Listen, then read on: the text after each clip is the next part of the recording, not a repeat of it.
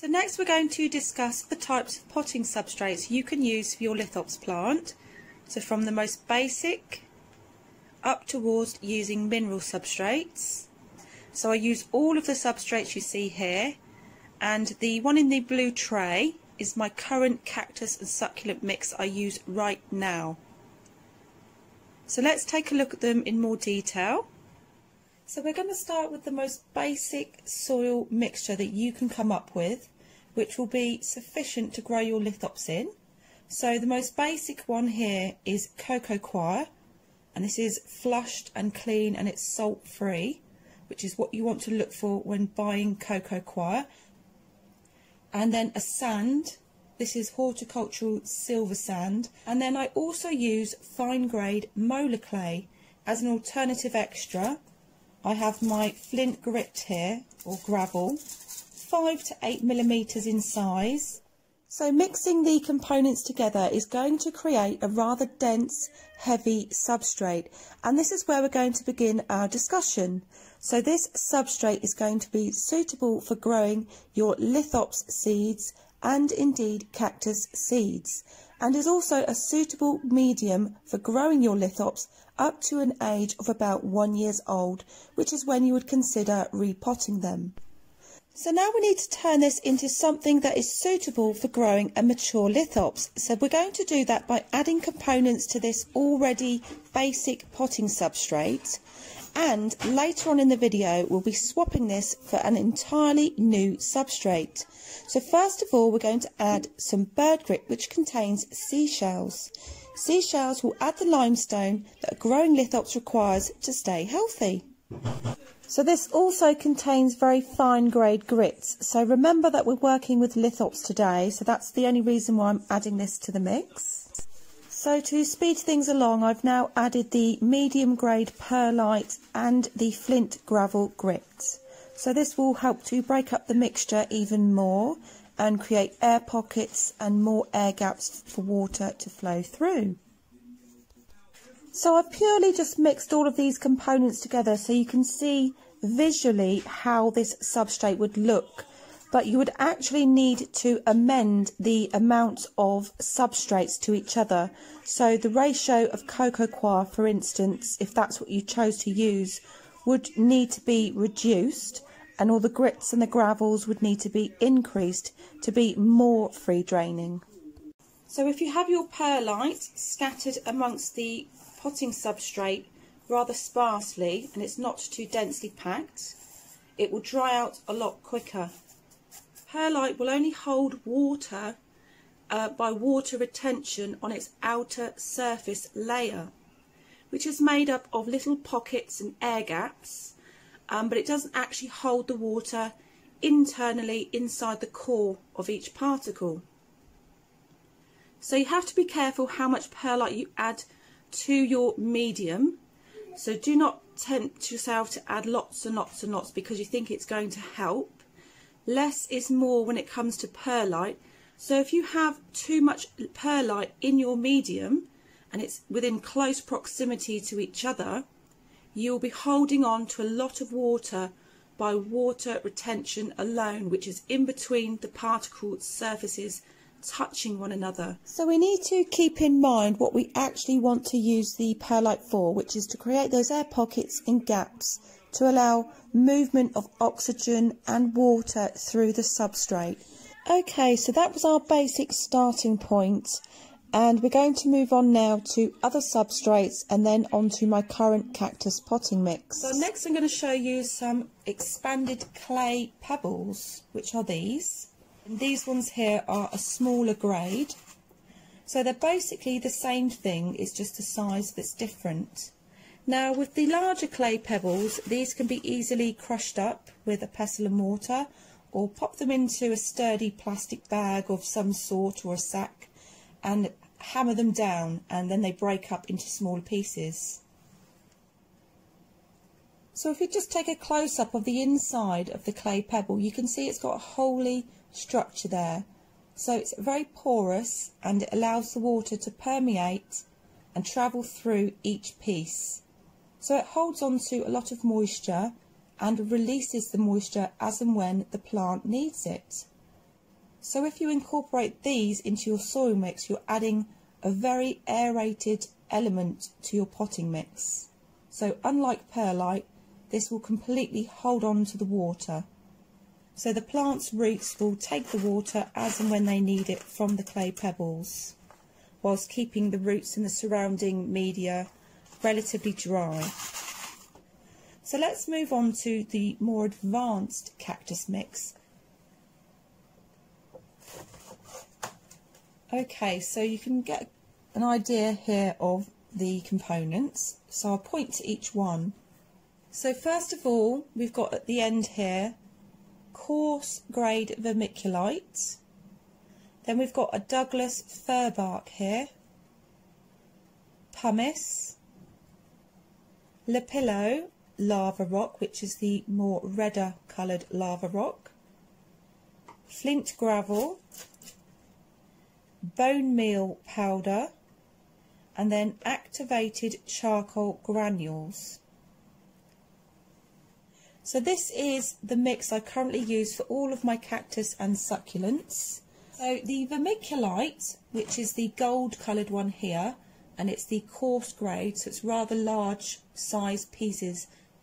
So vermiculite is actually a clay mineral. It's lightweight and chemically inert, and it's very sterile. And it's a hydrated clay mineral. So this gets subjected to high heat treatment, and then it expands and then forms the porous structure, which you can easily see demonstrated in each piece. So you can see the layers there formed from it expanding under the high heat treatment.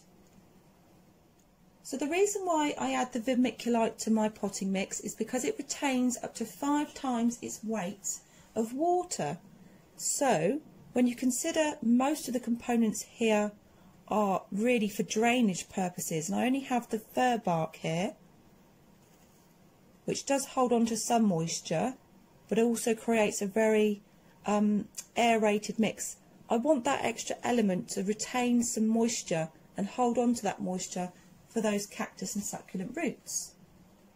And it does actually have some minerals in vermiculite as well. It adds some potassium and magnesium, and it has a high buffering power and high value of cation exchange, which basically means the higher the value of cation exchange capacity substrate has, the more it can hold on to nutrients for your plant. Now the high buffering power means it can maintain its constant pH level. The only problem with this vermiculite is because it has that thin flap-like structure due to the chemical treatment it's undergone, it's severely prone to compaction. So if we take another piece of this vermiculite, you can see if I push on it, it compacts very easily and it doesn't really go back to its shape. So you wouldn't want to be using this in a very stodgy soil mix, because over time this will not be very good for your plants. So when I'm using this vermiculite alongside these other components, it's not really going to get compacted by the rest of those pieces in there, because once these are all mixed together it creates a very staggered arrangement or composition within the pot you're using, so it won't really give any chance for any compaction. So the pH level of this vermiculite is about 7 to 7.5. So we'll move on to the fir bark next. So this has undergone high treatment as well, like vermiculite. It's subjected to high heat to sterilise and kill off any bacteria or fungus or spores that might be present on the bark and cause issues for your plants. So this is actually made for reptile vivariums as well, so it's safe for the reptiles, so therefore it's perfectly fine to use in your cactus and succulent soil mixes. So therefore when I come to use the bark, I don't need to sterilise it myself, it's already been done for me. And you can use this fir bark in place of a compost or soil or even cocoa coir. And fir bark also has a lower capacity for water retention, so that aids with the drainage. It does hold on to some moisture and keeps the media aerated. So moving on to the pumice. Now pumice is obviously from volcanic origin, and it contains small amounts of sodium, potassium, calcium, magnesium and iron, and it's also neutral in its pH, so it won't affect the pH levels of your substrates, and it does last a very, very long time, but it will eventually deteriorate, but it will last many, many years. Now the pumice will hold on to water because it's very porous and will release that moisture back to the plant as and when it needs it. And particularly in the warmer, drier weather, that water will be released even faster back to the roots of the plant. And when you feed your lithops, if you choose to do so, the pumice will hold on to any nutrients and they won't be leached out when you water your plant. Now the pumice that I've bought is the unwashed one, but you can buy the washed one as well, and which therefore will appear whiter. So this pumice does have some little bits of powdery residue there on the outer edge, but that's natural from where it was taken from its origin. So I don't wash this at all, I use it as it is, and because obviously I keep saying this, but I've mostly got very well draining components here, so when all of this is mixed up and then you go to water your plants, because there's so many gaps and holes amongst the substrate, when you do water, this will flush out very easily, and the siltiness or the powderiness that comes off of this won't hang around for too long, and it won't get a chance to compact or turn to silt at the bottom of your pot. It'll just flush out. So I'm not too bothered about that at all. So I just want to show you some unwashed pumice here and how much debris actually comes off of this pumice once it's been rinsed under water. So I've used this exact amount of pumice. Okay, so there's my cupcake of pumice, which I have washed and it has been left to dry. Actually, this has been drying for quite some time because I've been held back with the filming of this video. So this is very dry pumice now, clean and wash, and this is the powder or the debris that come from it. So you can see how much there is there. It's like the texture and the grade of sand. So there's barely anything there. And that will just wash out the bottom of your pot in 1 or 2 waterings. And it easily passes through a rocky type of substrate, but if you do use a finer grade material or a compost or soil based mix, then obviously this debris would hang around for a bit longer. So in that case you might want to rinse it, but it's down to your preference. It doesn't bother me, so I use it like it is. There's always the option of just going with just one substrate entirely, and you can use just pure pumice to pot up your lithops. Or indeed you could use lava rock, but that's a little bit more abrasive and could damage the roots if you used it exclusively on its own. So it's better to mix lava rock, for example, with other substrates such as pumice, or use a smaller grade, and it's very free draining and there's no need to worry about any root rot. So it's reusable, you can rewash it, reuse it and repot your plant back in it time and time again. So personally, I don't want to use just pure pumice, so I like to use lots of different substrates and bring them together to create one substrate. Next we'll move on to the lava rock.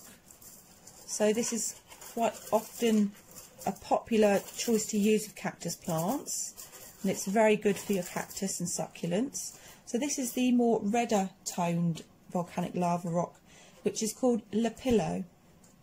So Lapillo is the red one and Lapilli is the more darker sort of black coloured one.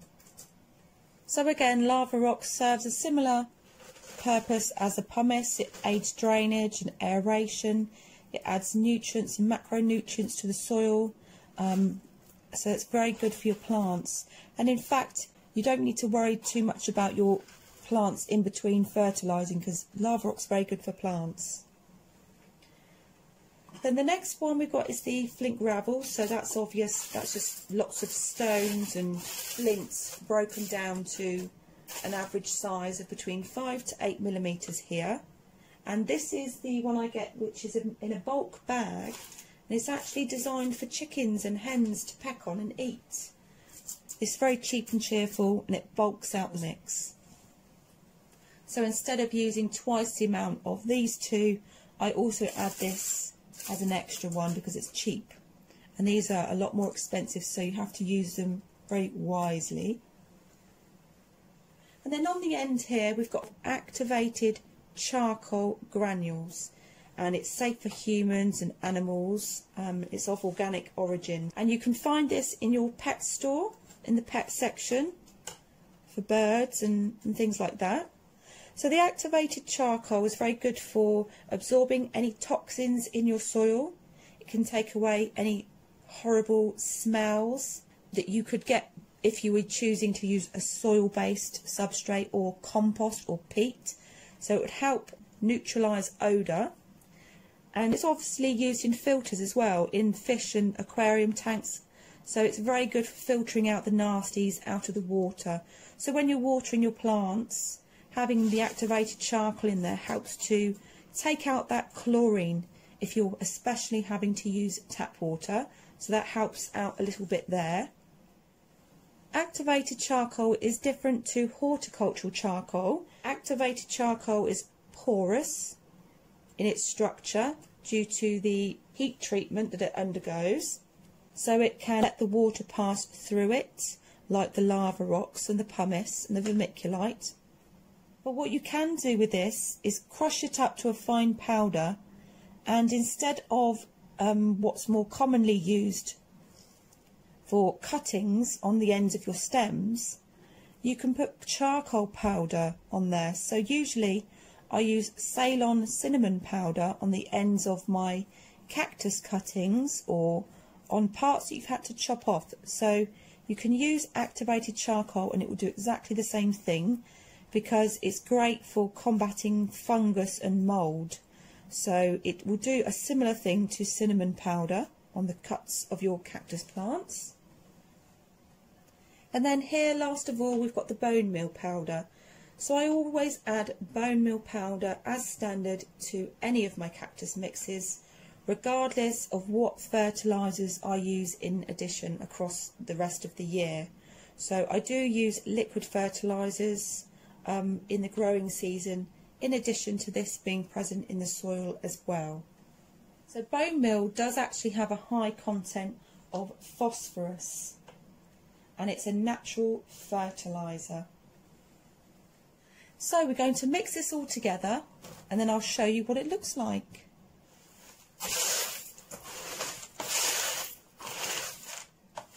So there we go, it's all mixed. Now you might be wondering about the fir bark. You can see some large pieces here, and when I come across these large pieces, if I can snap them easily with my fingers, then I do, and any larger parts I throw away. But if I can break the pieces up, then I will. So that's easily broken down. And then I just mix it in, so as I come across them when I'm potting, I just break them or throw them. So you can see there, that's a really nice mix there. So when I come to pot up the lithops, we will be getting there. When I put some of this into the pot with the lithops, I will then add some of this bird grit here, which contains the oyster and seashells in there for the limestone aspect. So when I come to pot up, I usually put about a teaspoon or just a little handful, and I sprinkle it into the mixture as I'm potting down into the roots area. And what you can also do with those activated charcoal granules is when you are putting your plant into its pot and you're sitting the roots in and you're getting ready to infill, you can sprinkle the charcoal granules in the root area. If you don't want to add it into your potting mix, you can add it individually like I do with this. sprinkle it into the root area and sit the roots in. Activated charcoal is also helpful in root development. So this would be a mineral-based potting substrate, and the only organic element is this fir bark. The fir bark lasts a long time and doesn't deteriorate, so this would happily last 3 or 4 years in your pot, depending on what kind of plant you have. So this is the Chiadama. You see the size of the particles there. It's a very beautiful colour here. Very sandy and greys and beige and biscuit colours going on in there. So even this Chiadama here can be used as a potting medium purely on its own for your lithops. So I tend to use this for my top dressings. So when you're choosing a top dressing, make sure it has a porous nature, which means air can flow through it, water can flow through it, and it can be breathable and dry out. So crushed clay pebbles, Chiadama, Akadama, anything that's porous and breathable. Now you don't have to use a top dressing around your plants. It just looks aesthetically pleasing and pretty, and we just like our plants to look nice. But if you do have a mixture that's already quite textured, such as this, you could use this and completely not have any of the bark in it at all, and just double up on the grit and add another component like clay pebbles in place of the bark. Then that would look pretty enough on its own without any top dressing. So I hope that has helped you decide on what you want to use to pot up your lithops or your cactus or your succulents. So when you look at all of these substrates I have here, these are just a sample of what you can use, and there are many more choices out there for you to choose from. But this is just to give you some ideas on how you can choose a substrate for your lithops and indeed any cactus plant. So when you take that very basic mix there on the left hand side and you alter it and you add other substrates to that mix, it already becomes more free draining and a better substrate for your lithops or cactus. So I hope this has given you some ideas on what you can do with substrates. So now we're actually going to move on to potting up a lithops. So we're going to be taking off the old soil, trimming up the roots in preparation to sit it into its new pot. And I'm going to be using terracotta pots where possible, because obviously they like to be kept very dry. They are used to being in a drought, arid, dry area, and they are subjected to seasonal rains, not very often. So they need to be in a dry, well ventilated place. So I'm going to be using the terracotta, which will help this fast draining mixture dry out even quicker. So join me in part 2 of 2, episode 2B, which is a video continuation, and we will pick up from where we left off here. Thank you for watching. Bye.